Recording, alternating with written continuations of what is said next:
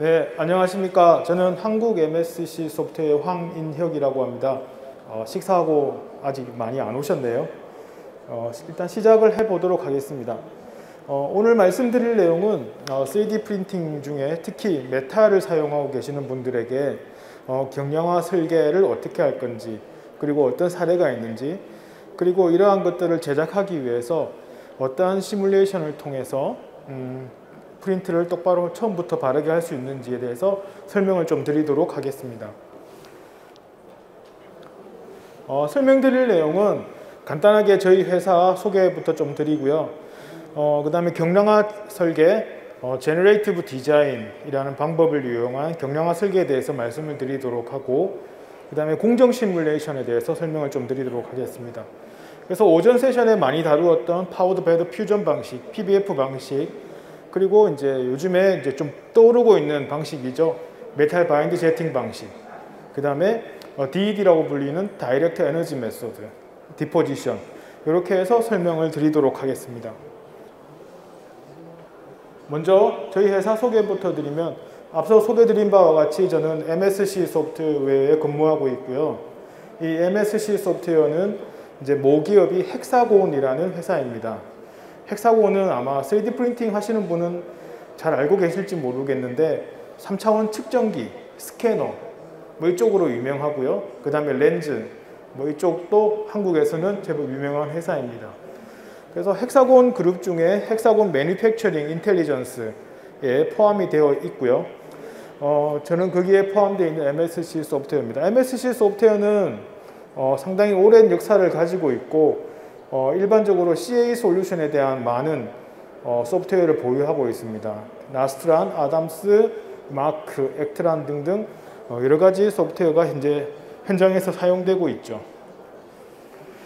MSC 소프트웨어의 역사를 잠시 살펴보면은 MSC 소프트웨어는 65년도에 이제 나사 프로젝트에 같이 참여하게 되면서 그 소프트웨어가 탄생을 하게 되었는데요. 처음 탄생한 게 이제 나스트란이라는 소프트웨어가 탄생을 했고요.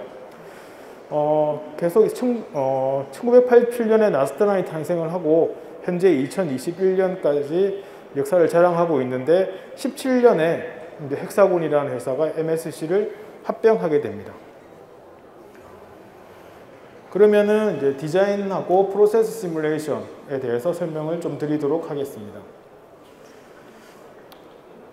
오른쪽 이제 그림에 보시는 것, 이제 MSC와 헥사곤이 가지고 있는 측정 제조에 대한 솔루션 전체입니다. 제일 아래쪽에 보시는 것과 같이 먼저 파트 디자인을 하게 되겠죠. 파트 디자인을 하고 이 디자인된 파트를 가지고 이제 경량화 설계, 저기는 지금 토폴로지 옵티마이제이션이라고 되어 있는데 위상 최적화, 그리고 이제 제너레이티브 디자인을 사용을 해서 경량화 설계를 하고요. 그 다음에 이제 머티리얼 쪽 선택을 하게 됩니다. 그래서 저희가 보유하고 있는 머티리얼을 이용을 하게 되고요. 그리고 이제 이러한 설계와 재료 선정이 끝난 상태면 이걸 가지고 이제 프로세스 시뮬레이션을 통해서 공정 최적화를 하는 거죠. 그리고 이제 프린트를 하고 난 다음에 헥사곤에서 가지고 있는 그 측정 기술, 스캐너라든지 3차원 측정기를 이용해서 실제 이제 출력된 제품이 스펙에 맞게 들어가는지 안 들어가는지 확인을 하게 되고요. 또한 이제 헥사곤이 가지고 있는 역설계 툴을 이용을 해서 기존에 이제 도면이 없다든가 오래된 부품 같은 경우에는 처음부터 디자인을 하기 이전에 오래된 부품을 가지고 역설계를 시작을 해서 이제 파트 디자인을 하고 그걸 가지고 다시 출력을 하는 이런 전반적인 프로세스를 수행할 수 있습니다. 앞서 말씀드린 것과 비슷한 내용인데요. 첫 번째 단계에서는 그 디자인을 하게 되죠. 그래서 MSC 소프트웨어에 가지고 있는 많은 솔루션을 가지고 디자인을 하게 되고요. 그 다음에 시뮬팩트, 오늘 말씀드릴 시뮬팩트라는 제품을 가지고 프로세스, 버추얼 매니팩처링을 하게 됩니다. 그리고 이제 이후 쭉 여러 가지 적정 제조에 필요한 시뮬레이션을 하게 되는데요. 헥사곤이 가지고 있는 이제 캠 쪽 프로세스 시뮬레이션 할 수 있어서 적정 제조 툴 패스라든지 이런 것들도 옵티마이즈 할 수 있고요. 그 다음에 이제 네 번째 보이시는 것처럼 측정 기술을 가지고 있고요. 또 하나 이제 일반적으로 스캐너라든지 3차원 측정기 말고 그 CT 촬영을 해서 그 CT의 결과를 가지고 FE 모델이나 CAD를 만들어주는 볼륨 그래픽스라는 툴도 가지고 있습니다. 그리고 이제 다섯 번째는 리버스 엔지니어링에 대한 얘기고요. 그 다음에 이제 머티리얼 데이터라든지 이런 거 저희들 DB를 가지고 있고, 그 다음에 앞에서 이러한 변형이라든지 머티리얼 DB 뭐 이런 것들을 다 통합적으로 관리해 주고 있는 QDAS라는 소프트웨어도 가지고 있습니다.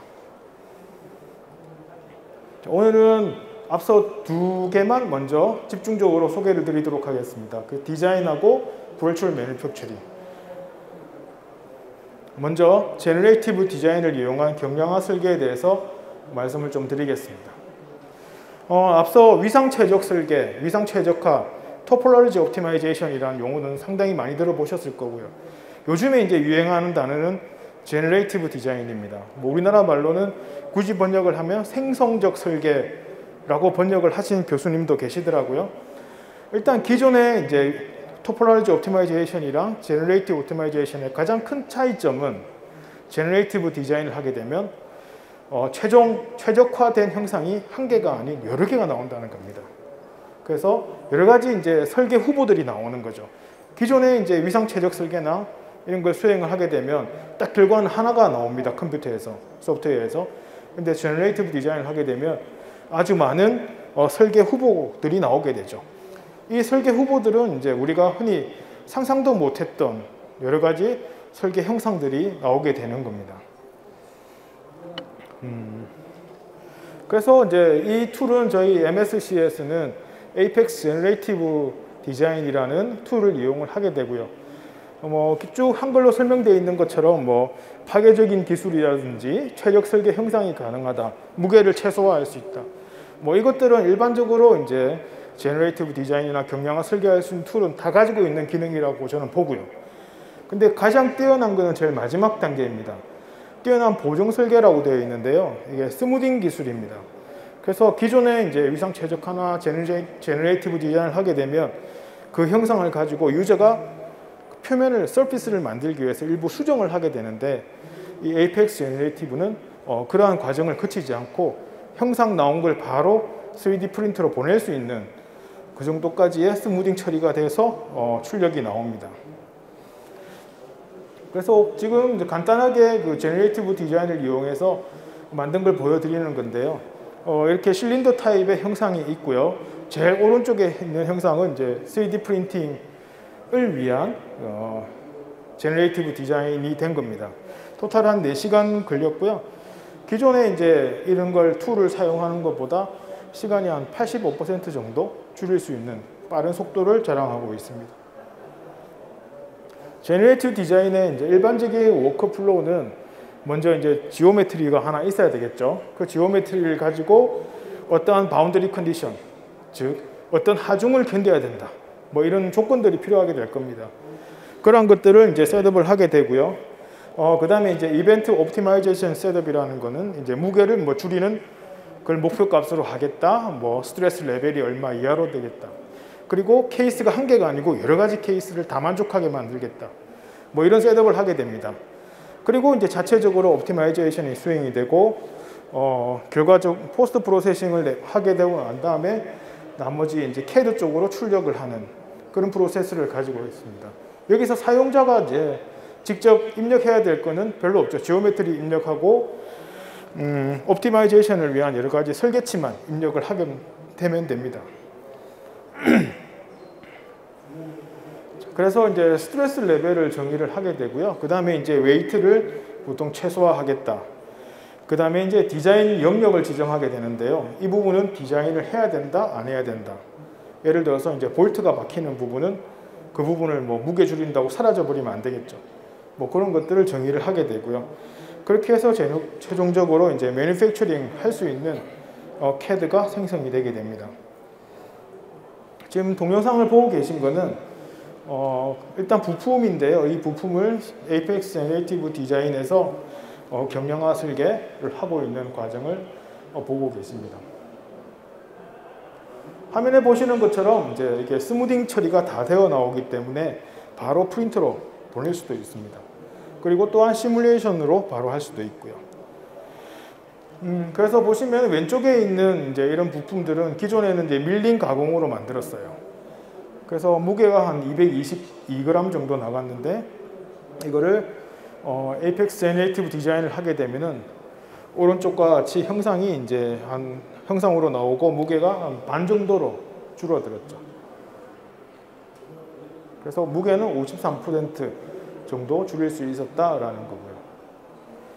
그 다음에 요거는 이제 뭐 케이스 스터디인데요. 그 위성체에 사용하고 있는 브라켓 쪽입니다. 기존 이제 설계 대비 무게는 55%를 줄였는데 여기서 이제 생각해야 될 거는 무게를 줄였다는 얘기는 살 빼기 작업을 많이 했다는 얘기잖아요.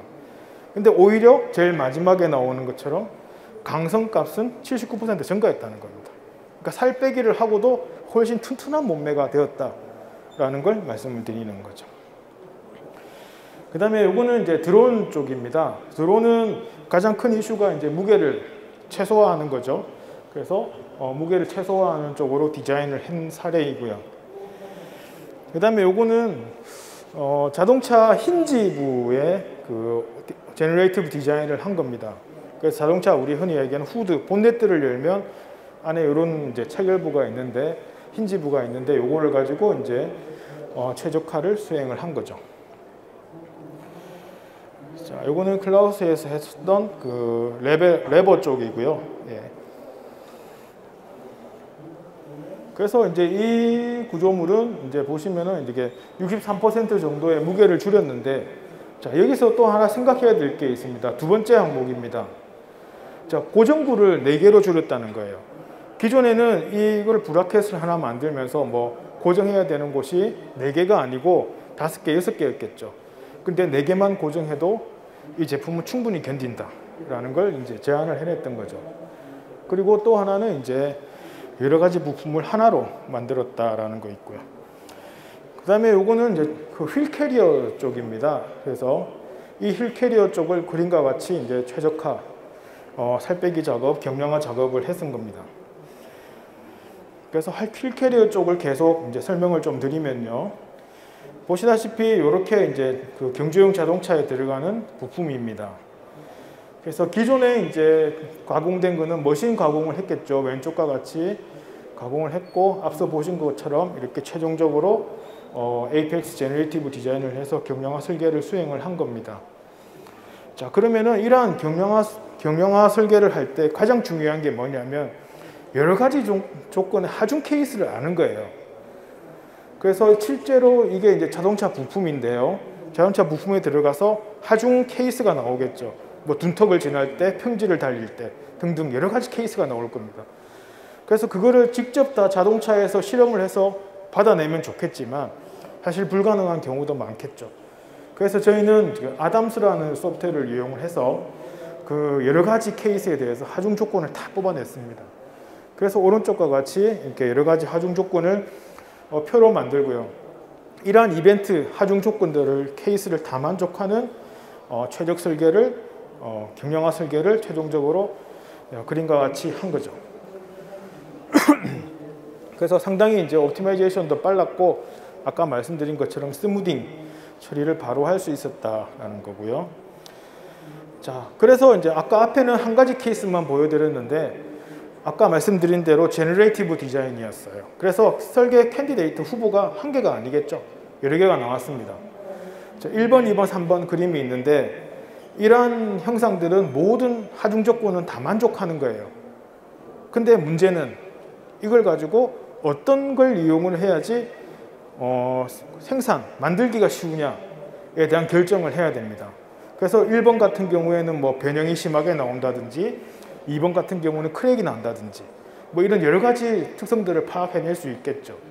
자, 그런 것들을 이제 미리 사전에 확인을 하고 그러면 이만한 설계 후보들을 다 프린팅 해볼 수 없으니 사전에 시뮬레이션을 통해서 검증을 하는 거죠. 그래서 앞서 제 제너레이티브 디자인에서 나온 여러 가지 형상들에 대해서 이제 프로세스 옵티마이제이션을 하게 됩니다. 그래서 프로세스 옵티마이제이션을 할 때는 오른쪽에 나와 있는 것처럼 어떤 방향으로 출력을 해야지 변형이 가장 작을 건가, 그 다음에 지금 생성한 스포트는 과연 최적화가 되었느냐, 그 다음에 뭐 여러 가지 이제 출력을 하고 난 다음에 슈링키지 라인이 또 발생하게 되는데 그런 부분이 생기지 않을지 등등 여러 가지 설계 이제 공정에서의 데이터를 검증하게 됩니다. 자, 그 다음부터는 이제 버추얼 매니팩처링, 실제 시뮬레이션으로 들어가겠죠. 자, 그러면 이걸 가지고 이제 시뮬레이션을 한번 해보도록 하겠습니다. 먼저 시뮬레이션 하기 전에 간단하게 메탈 애디티브 매니팩처링 테크놀로지에 대해서 조금 설명을 드리고 시작하도록 하겠습니다. 잘 알고 계시겠지만 첫 번째는 이제 PBF 방식입니다. 가장 많이 사용하고 있는 방식이고 뭐 전 세계를 리딩하고 있는 기술이죠. 그 다음에 이제 DED 방식입니다. 다이렉트 에너지 데포지션인데요. 이거의 가장 큰 장점은 PBF가 가지고 있는 크기, 사이즈 한계를 뛰어넘었다는 거죠. 그죠? 그래서 DED는 조금 더 이제 큰 걸 할 수 있다라는 장점이 있고, 요즘에 이제 이쪽에 대해서도 상당히 많이 제품이 만들어지고 있는 걸로 파악이 되고 있습니다. 자, 그 다음 기술은 이제 메탈 바인드 제팅 기술입니다. 아직은 약간 양산을 못하고 있는 상태인데, 메탈 바인드 제팅 방식이 결국엔 양산을 하기 위해서는 필요한 기술이다 라고 다들 얘기를 하고 있는 기술 중에 하나입니다. 지금 한참 연구가 되어 있고, 메탈 바인드 제팅 프린터도 국내에서 이제 서서히 도입을 하고 있는 걸로 알고 있습니다. 그러면 아까 말씀드린 대로 APEX 제너레이티브 디자인을 이용을 해서 이제 버추얼 매니팩처링을 해야 됩니다. 그렇게 하기 위해서는 이제 소프트웨어를 사용을 해야 되는데, 저희는 시뮬팩트라는 제품을 사용하고 있고요. 이 시뮬팩트는 MSC에서 매니팩처링 솔루션 디비전을 담당하고 있는 소프트웨어입니다. 그래서 시뮬팩트는 제품이 크게 포밍, 애디티브, 웰딩 이렇게 세 가지가 있는데요. 오늘 말씀드릴 거는 애디티브에서 파우더 베드 퓨전 방식, 그 다음에 메탈 바인드 세팅, 그 다음에 이제 웰딩에서 할 수 있는 DED, 요거에 대해서 포커스를 하고 말씀드리도록 하겠습니다. 자, 화면에 보고 계시는 동영상은요, 각각 그 프로세스, PBF, DED, MBJ 방식에서 대표적인 그림 하나를 시뮬레이션한 결과를 띄운 겁니다. 그래서 요 PBF, DED, MBJ 방식에 대해서 조금 자세히 설명을 드리도록 하겠습니다. 먼저 파우더 베드 퓨전 방식입니다. 자, 파우더 베드 퓨전 방식은 보통 다음과 같은 프로세스로 진행이 됩니다. 처음에는 이제 먼저 쌓아 올려야 되겠죠. 베이스 플레이트에 쌓아 올려야 됩니다. 그래서 그거를 빌드 시뮬레이션이라고 얘기를 하고요. 그리고 베이스 플레이트 위에 쌓아 올리고 나면 이제 그 다음에 해야 될 건 보통 이제 열 처리 쪽을 하죠. 그래서 스트레스 제거 열 처리를 하게 됩니다. 그리고 난 다음에 이제 베이스 플레이트에서 커팅을 하고 그 다음에 서포트들을 제거를 하게 되죠. 그리고 난 다음에 이제 필요하다면 힙 공정 같은 거에 이제 공정을 하게 됩니다. 그래서 보통 시뮬팩트에서는 이런 이제 과정을 거치게 되고, 시뮬팩트에서는 이러한 모든 과정을 다 시뮬레이션을 다 할 수 있는 거죠. 그리고 이제 여기서 변형되고 이렇게 나온 결과는 다시 저희 MSC 소프트웨어로 결과를 보내서 뭐 강도 해석이라든지 피로 해석 이런 것들을 같이 수행을 하실 수 있습니다. 그래서 PBF 방식은 처음에 이제 이렇게 디자인이 되어 있는 제너레이티브 디자인이 되어 있는 파트가 들어오고요. 이걸 이용을 해서 여러 가지 빌드 프로퍼레이션을 빌드 준비 단계를 할 겁니다. 그래서 오리엔테이션을 어떻게 하는 게 좋은지, 그 다음에 이제 그렇게 결정하고 난 다음에 이렇게 시뮬레이션을 직접 수행을 하게 됩니다. 그 다음에 열 처리 과정도 시뮬레이션을 할 수 있고요. 그 다음에 이제 커팅 보시면은 이제 커팅을 하고 있고요. 밑에 부분 베이스 플레이트에서 잘라내는 시뮬레이션을 하고 있고, 그 다음에 이제 서포트를 제거하는 시뮬레이션도 하게 됩니다. 그리고 이제 힙 공정 시뮬레이션도 이렇게 하고 있고요. 그래서 전반적인 전체 이제 시뮬레이션을 다 할 수 있고요. 그 다음에 이제 또 하나 이제 머시닝이라고 해서 이제 PBF를 하고 난 다음에 일부 머시닝 작업을 하는 경우가 있잖아요. 그 부분까지 이제 시뮬레이션 모듈로 들어가 있고요. 그리고 나머지는 이제 다시 하면 되고요. 그 다음에 이제 PBF 방식은 이제 첫 번째 나오는 게 적층 공정 시뮬레이션입니다. 그 적층만 하는 거죠.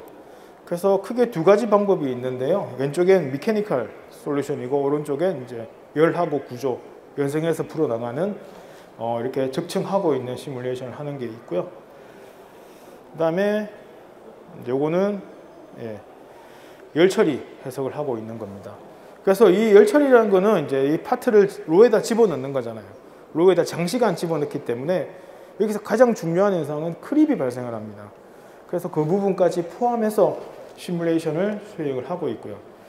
그 다음에 이제 실제로 이제 베이스 플레이트에서 이렇게 커팅해 나가는 부분, 커팅을 하면서 이제 변형이 또 발생을 할 수 있겠죠. 커팅 높이라든지 커팅 방향 이런 것들을 사전에 다 시뮬레이션을 해보는 겁니다. 그 다음에 이제 힙 공정이죠. 그래서 힙 공정을 수행을 하면 이제 렐러티브 덴시티가 얼마나 올라갈지 이런 것들에 대한 시뮬레이션을 할 수 있습니다. 그 다음에 이제 가장 중요한 거는 이제 이러한 공정을 다 해서 이제 출력을 했어요. 출력을 했는데 설계 스펙에 만족 못하는 경우가 생기겠죠. 자, 그림에서 보시면 설계 스펙에 지금 최대 0.9가 벗어났다고 되어 있는데 설계 스펙이 0.1이라면 아주 많이 벗어난 거죠. 그러면 스펙 인을 시키기 위해서는 여러 가지 공정 조건을 손을 대야 됩니다. 그렇게 하는 방법도 있겠지만 그렇게 하면 완전히 처음부터 다시 변수를 잡아야 되는 게 있기 때문에 여기에서는 이제 그 디스토션 컴펜세이션 오토매틱을 이용하는 방법이 있습니다.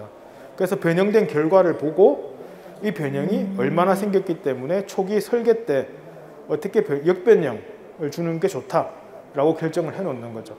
그걸 이제 주게 되면 소프트웨어에서 저렇게 반복 계산을 하고 난 다음에 차례대로 반복 계산을 하고 난 다음에 스펙 인에 들어가는 형상을 만들어 줍니다. 그걸 가지고 프린팅을 하면 되겠죠. 그래서 아까 앞서 우리가 보았던 이러한 여러 가지 캔디데이트 후보들이 있죠. 이걸 가지고 다 프린트를 해볼 수 없으니 시뮬레이션적으로 다 이제 공정 시뮬레이션을 해보는 거죠. 그리고 난 다음에 이제 이렇게 오리엔테이션이라든지 코스트라든지 사실은 변형이 제일 작고 튼튼하고 돈이 제일 작게 나오는 놈을 선택하면 되잖아요. 그래서 그런 것들을 직접 이제 시뮬레이션을 해보는 거죠. 그래서 스포트도 이제 달아서 볼륨이라든지 다 돈이죠. 이런 걸 계산을 해보고요. 그래서 최종적으로 이제 가장 좋은 프로세스를 하나 선택을 했고 여기에 대한 변형을 더 줄이기 위해서 디스토션 컴펜세이션을 수행을 해서 최종적인 제품을 이제 프린트로 보내게 되는 거죠. 자, 프린트로 보내게 되면 이제 실제로 얘가 어떤 기능을 하게 될 텐데 싱유팩 애디티브에서 나온 이렇게 최종적으로 응력이 걸려있는 이런 상태의 제품이 나오게 될 겁니다. 이게 과연 실제 저렇게 기계에 들어가서 작동이 될 때 어떻게 힘을 받고 견딜 수 있느냐, 이것 또한 문제거든요. 그래서 아까 처음에 말씀드렸던 것처럼 아담스를 이용해서 처음에 이제 하중 조건을 구했는데 다시 응력이 걸려있는 상태를 다시 아담스로 넣어서 실제 구동 조건에서 얘가 견딜 수 있는지 없는지를 확인을 해보는 그런 프로세스까지 가지고 있고요. 여기서 문제가 없다고 판명이 되면 이제 이렇게 출력을 하게 됩니다. 자, 여기까지가 이제 보통 제너레이티브 디자인을 이용을 해서 PBF 방식의 출력을 하는 방식에 대해서 시뮬레이션 하는 것에 대해서 설명을 드렸고요. 지금부터는 이제 DED 방식에 대해서 설명을 좀 드리도록 하겠습니다. 자, DED 방법은 PBF 방법이랑은 다릅니다. 오른쪽 동영상을 보시면 아시겠지만 저렇게 노즐 헤드에 파우더를 녹여서 이제 쌓아 나가는 방법이죠. 일종의 용접 비슷한 기술입니다. 비드를 쌓아 나가는 방법이라서. 그래서 이제 파우더를 사용하는 방법도 있고요. 요즘에 이제 와이어를 사용하는 방법도 있죠. WAAM-1이라고 하는 방법도 사용을 하고 있습니다. 자, 거기에 대한 시뮬레이션에 대해서 설명을 좀 드리도록 하겠습니다. 먼저 DED를 하기 위해서는 프로세스는 이렇습니다. 제일 마지막에 나와 있는 저런 형상을 출력하기 위해서는 제일 먼저 필요한 게 그 노즐의 경로가 필요하겠죠. 그걸 보통 이제 G코드, 캠 쪽에 많이 쓰고 있는 방법입니다. G코드를 이용해서 이제 측측 라인을 만들고요. 그 다음에 메시를 만들고 이제 시뮬레이션을 하게 됩니다. 자, 그래서 이렇게 시뮬레이션을 하게 되는 게 일반적인 거고요. 뭐 G코드가 없다 이러면 이제 사용자가 경로를 지정을 해야 되겠죠. 그래서 이런 G코드를 이제 임포트를 하게 되면 사용자가 저 복잡한 그 경로를 다 만들 필요는 없고 자동적으로 소프트웨어에서 경로를 만들어 줍니다. 그 다음에 이제 DED를 하게 되면 디포짓, 이제 측정되는 부분에 메시가 중요한데요. 여러 가지 형상의 메시가 나올 수 있습니다. 그죠? 이런 부분은 이제 메시 작업을 통해서 측정 시뮬레이션을 하게 되고요. 요거는 이제 간단한 저렇게 그 케이스에 대해서 아주 얇은 파트죠. DED로 측정 시뮬레이션을 하고 있는 과정을 보여드리는 거고요. 요거는 이제 그 DED 종류에 따라서 와이어를 쓰느냐, 파우더를 쓰느냐에 따라서 그 측정 시편을 만들었어요. 그리고 당기는 시뮬레이션까지 수행을 할 예정입니다. 다시 이제 앞선 예제로 돌아와서 아까 이런 날개 모양의 핀 파트를 가지고 시뮬레이션을 수행을 했어요. 그죠? 시뮬레이션을 수행하는데 최종적으로 밑에 베이스 플레이트는 필요가 없습니다. 그래서 이 부분을 커팅을 하게 되죠. 그래서 와이어 커팅을 했어요. 시뮬레이션적으로도 마찬가지로 커팅을 했습니다. 그러면 이제 이렇게 안으로 변형이 되어 있던 게 밖으로 펼쳐지려는 힘이 생길 겁니다. 그것까지 같이 시뮬레이션을 한 거죠. 자, 그래서 이렇게 시뮬레이션 된 걸 가지고 죄송합니다. 스캔 데이터랑 같이 비교도 이렇게 한 겁니다. 다음 메탈 바인드 세팅입니다. 메탈 바인드 세팅은 현재 많이 떠오르고 있는 기술 중에 하나입니다. 상대적으로 비용이 작게 들고 그리고 양산에 적합하다라는 기술로 이제 많이 떠오르고 있는 기술인데요. 근데 당연히 이 기술도 애로사항은 있습니다. 왼쪽에 보시는 것처럼 이렇게 MBJ의 워크플로우는 뭐 그렇게 복잡하지는 않지만 다양한 걸로 되어 있는데 이 중에 가장 핵심적인 공정이 이게 신터링 공정입니다. 다른 말로 얘기하면 소결이라는 공정이죠. 그러니까 로에 집어넣고 굽는 공정입니다. 이렇게 굽게 되면 가장 문제가 뭐냐면 이만했던 제품을 넣었는데 끄집어내니까 한 35%가 줄어드는 거예요. 35%면 상당히 큰 거죠. 그래서 확 줄어들어 버려 있는 상태입니다. 그러면 이걸 어떻게 해결할 거냐? 그러면 처음에 좀 더 크게 만드는 게 좋겠죠. 자, 그거까지 이제 시뮬레이션을 해서 만드는 거고요. 자, 그래서 이제 죄송합니다. 시뮬레이션을 하면 이제 이렇게 세터라는 부분이 있을 거고요. 뭐 도자기 비슷한 걸로 받쳐져 있는 상태에서 파트가 들어가고요. 이제 베이스 플레이트가 있는 상태에서 실제 공정이 됩니다. 그래서 시뮬레이션을 하게 되고요. 그래서 시뮬레이션을 하게 되면 뭐 디스플레이스먼트, 그 다음에 재료의 그레인 사이즈, 그 다음에 렐러티브 덴시티 이런 것들을 다 이렇게 확인을 하실 수 있습니다. 자, 문제는 이게 신터링 공정을 거치기 때문에 그 35% 정도 슈링키지가 발생을 한다고 했습니다. 그러면 도대체 처음 형상을 얼마나 만들어야 될 거냐? 이것도 이제 아까 앞서 PBF 방식이랑 비슷한 컴펜세이션 디스토션이 되는 거죠. 자, 그런 디자인을 슈링팩 에디티브에서 할 수 있도록 이제 제공을 하고 있습니다. 자, 여기까지 해서 제가 다 설명을 드렸고요. 이제 결론적으로 이제 서머리를 해보면 경량화 설계, 제너레이티브 디자인을 해서 PBF 시뮬레이션을 합니다. 그죠?